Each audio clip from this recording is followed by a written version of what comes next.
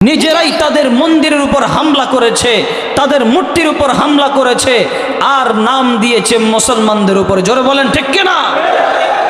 অথচ যেখানে 90% মুসলমান, এই মুসলমানের রাষ্ট্রে হিন্দুরা এসে আমার মুসলিম ভাইদেরকে মেরে ফেলে, মুসলমানরা চোখ বুজে সহ্য করতে পারে না। ঠিক কিনা? কি আজীব বিষয় চলে। আমার তো মনে হয় যারা এটার সাথে সংশ্লিষ্ট ছিল প্রত্যেককে আইনের আওতায় আনা দরকার। বিচার খালি হিন্দুদের জন্য, বিচার মুসলমানদের জন্য না। কেন মুসলমানদেরকে অন্যায়ভাবে হত্যা করা হবে? কি কারণ মুসলমানদেরকে অন্যায়ভাবে হত্যা করা? ধারণা করে মুসলমানকে মেরে ফেলে। কত বড় স্পর্ধা কল্পনা করা যায়? ধারণা করেছে তাদের মূর্তির উপর আঘাত করেছে, অথচ এই বাংলার মাটি সাক্ষী মুসলমানরা নিজেরা দাঁড়িয়ে থেকে হিন্দুদের মন্দিরগুলো পাহারা দেয়। হাটাজারি মাদ্রাসায় যান, এখনো ইন্টারনেটে অসংখ্য পরিমাণ ছবি আপনারা পাবেন।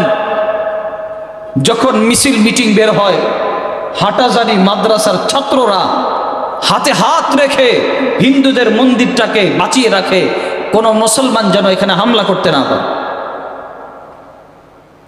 মুসলমান এত অসভ্য জাতি না, মুসলমান এত বেহায়াপনা জাতি না।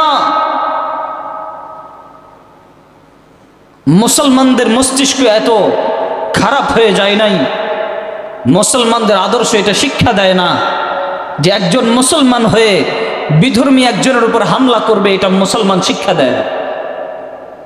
একমাত্র জিহাদের ময়দান ছাড়া, জিহাদের ময়দান ছাড়া মুসলমানের কোনো আদর্শ এটা শিক্ষা দেয় না যে মুসলমান গিয়ে কোনো হিন্দুদের মন্দিরের মধ্যে আঘাত করবে, মুসলমান কোনো হিন্দুকে অন্যায়ভাবে হত্যা করে ফেলবে, কোনো কাফেরকে অন্যায়ভাবে হত্যা করে ফেলবে, এটা মুসলমানের আদর্শ না।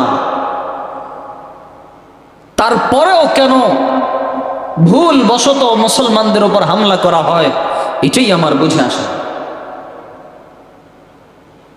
আর বড় আজীব বিষয়, যারা এরকম জঘন্যতম কাজ করে আস্তে করে গ্রেফতার করে নিয়ে যায়, শেষ। এরপরে কি হয় কিচ্ছু জানি না।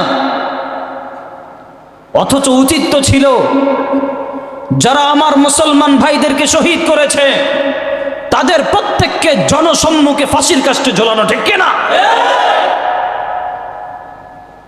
তুমি অন্যায়ভাবে আমার মুসলমান ভাইদেরকে হত্যা করেছো, বিচার তো এটাই বলে তুমি হত্যা করেছো, তোমাকেও হত্যা করা হবে। আমরা আদালতের কাছে বিচার চাই